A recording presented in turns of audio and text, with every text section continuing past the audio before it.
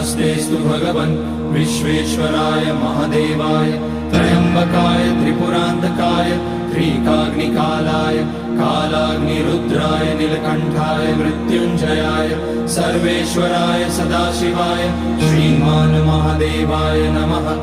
ॐ नमः शम्भवाय च मयोभवाय च नमः शङ्कराय च मयस्कराय च नमः शिवाय च शिवतराय च।